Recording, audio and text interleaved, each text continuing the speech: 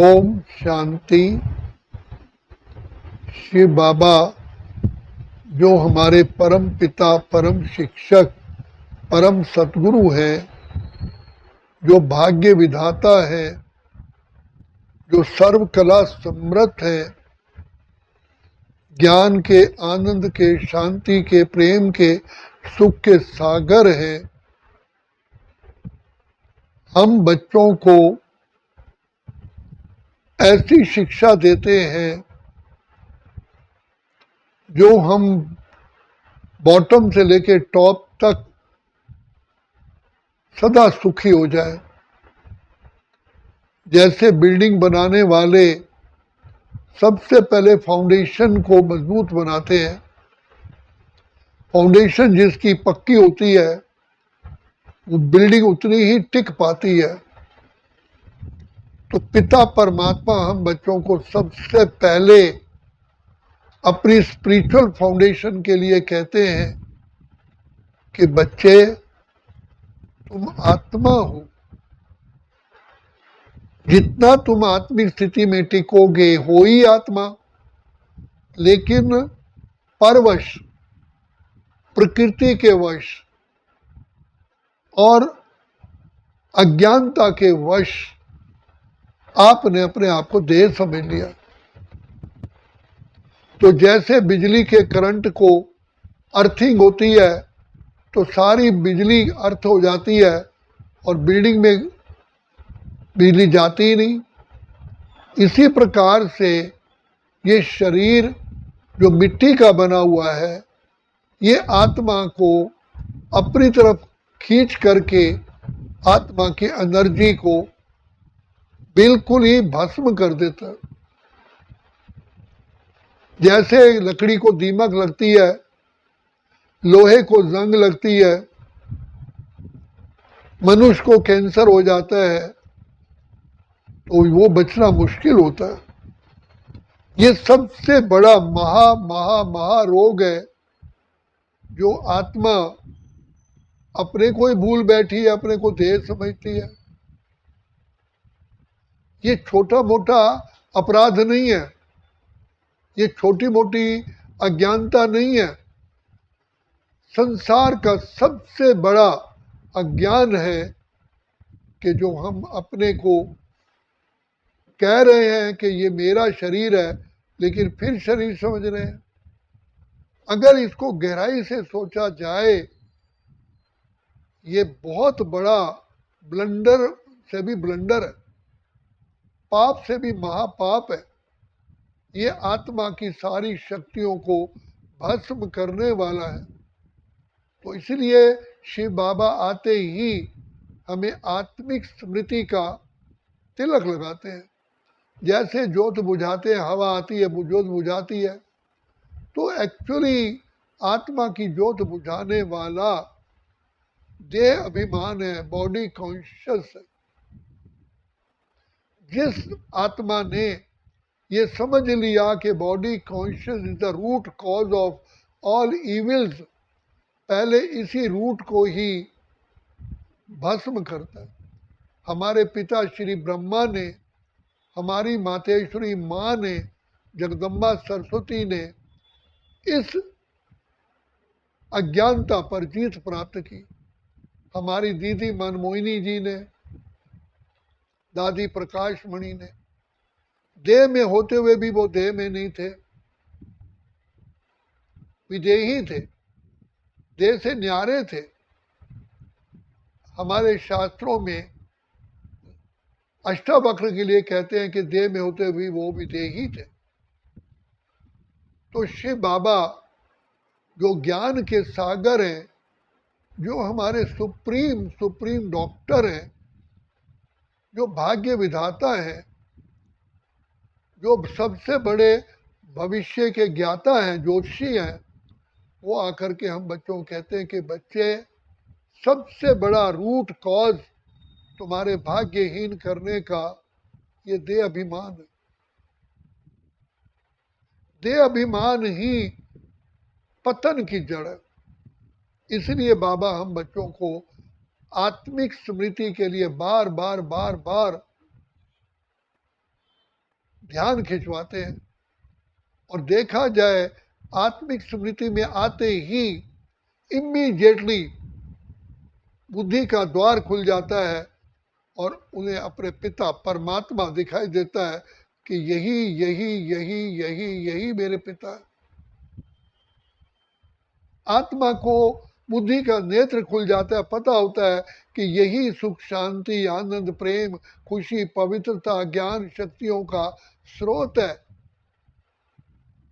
जो आत्मा शिव बाबा को अपनी बुद्धि में समा लेती है, संसार के सारे सुख उसको प्राप्त होते हैं। लेकिन इसमें देह अभिमान आकर के बीच में इंटरफियर करता है। तो इसलिए योगी आत्मिक स्थिति का प्रयोग करता है और उस प्रयोग करने से ही सदा ही आनंद की शांति की सुख की प्रेम की खुशियों की लहरों में लहराता है, बाप के नैनों में समा जाता है। पिता परमात्मा कहते हैं कि बच्चे, संसार में सबसे बड़ी भूल ये है कि हम अपने को देह समेटे। सबसे बड़ा ज्ञानी बाबा कहते हैं वो है जो आत्मिक अभिमानी है, क्योंकि आत्मिक अभिमान में आने से ही सबसे बड़ी पवित्रता आती है और देह समझने से ही अपवित्रता आती है। जैसे आप देखिए, लाइट बुझा दीजिए तो क्या अंधकार को आप मिटा सकते हैं? अंधकार को मिटाने का एकमात्र तरीका है लाइट जलाओ। और कोई विधि है? चाहे कितनी भी केमिकल डाल दो, कितनी भी साइंटिफिक रिसोर्सेज अपना लो, लेकिन लाइट को दूर करने का एकमात्र तरीका है एनलाइटनमेंट, रोशनी। तो पिता परमात्मा कहते हैं ज्ञान को ही लाइट कहा जाता है। Knowledge is light, knowledge is virtue, knowledge is power, knowledge is source of income, knowledge is the root cause of intelligentsia. तो शिव बाबा जो ज्ञान के सागर हैं, क्योंकि वो सदा ही देह से न्यारे हैं, देह में आते हुए भी देह को छूते नहीं है, न्यारे रहते, इसलिए सदा ज्ञान के सागर है, सदा ही प्रेम के सागर है, सदा आनंद के सागर है। बुद्धि रूपी नेत्र पूरा एक्टिव रहता है।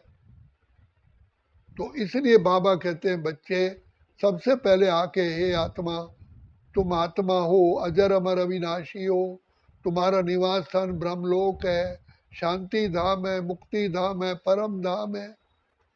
और ये जितने भी संबंध हैं ये सारे टेम्परेरी हैं। एक जन्म में एक संबंध, दूसरे जन्म में दूसरा संबंध, तीसरे, इसी प्रकार हमने 84 जन्म लिए, 84 ही रिलेशन रहे हैं, लेकिन सब टेम्परेरी थे, पार्ट बजाने के लिए मिले हैं। लेकिन आत्मा ने उसको अटैचमेंट में, ये मेरे है। क्यों है मेरे? क्योंकि जो संसार की, जो इस संसार भौतिक संसार का 5 तत्व है, उसने उसको अपना लिया। जब पांचों तत्व मेरे नहीं है, मेरा असली घर तो परम धाम है, तो पांचों तत्व को अपना बना लेने से ही ऑटोमेटिकली सारी चीजें उसको रस्सियों में बांध देती हैं। इसलिए इस संसार की रस्सियों से बचने का एकमात्र तरीका है आत्मिक स्मृति और शिव बाबा की याद, क्योंकि पिता सदा ही देह से न्यारा है, कहीं भी कर्म बंधन में फंसा हुआ नहीं है।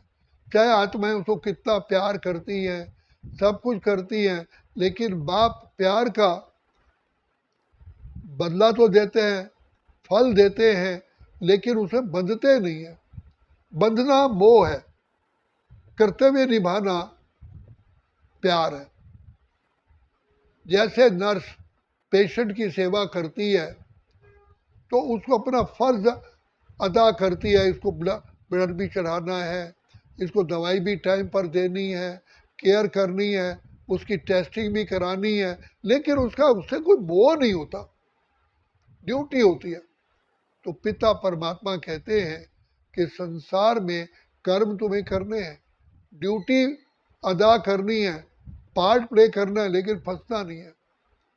तो शिव बाबा आकर के हम बच्चों को आत्मिक ज्ञान दे करके ही, जब आत्मिक ज्ञान पक्का होता है, बाबा का दिया हुआ और ज्ञान हमारी बुद्धि में समा जाता है। नहीं तो समय अनुसार बाबा का दिया हुआ ज्ञान भूल जाता है,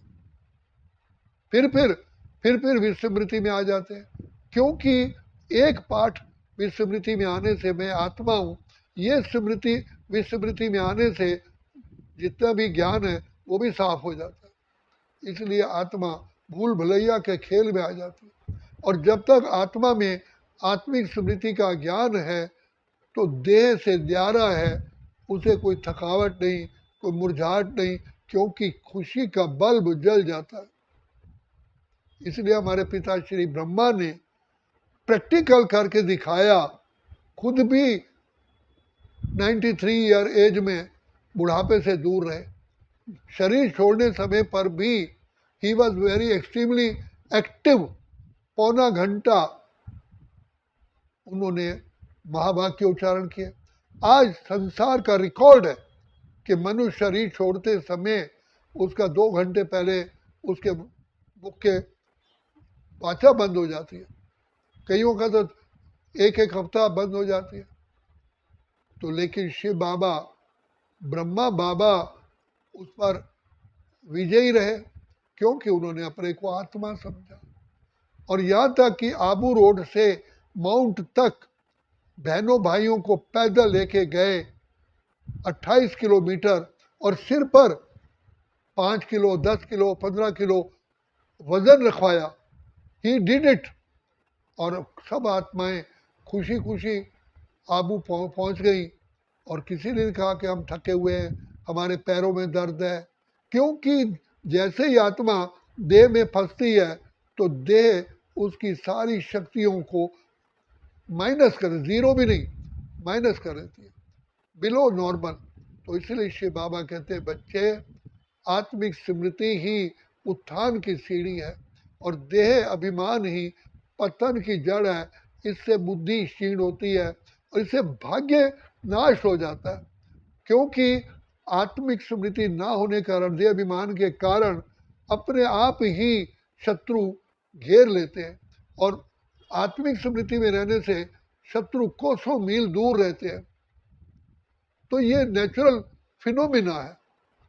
जैसे साइंस में बताया जाता है कि जहाँ सर्दी होती है वहाँ गर्म हवा अपने आप आती है और सर्दी गर्म को रिप्लेस करती है, इसलिए बारिश मौसम बदलते हैं। तो इसी प्रकार ये भी ऐसे ही है। ये अभिमान ही विकारों को अट्रैक्ट करता है, सारे दुखों को से हमें घेर लेता है। तो बाबा कहते हैं, बच्चे, अगर सदा बाप समान बनना है तो आत्मिक स्मृति का पाठ पक्का करो।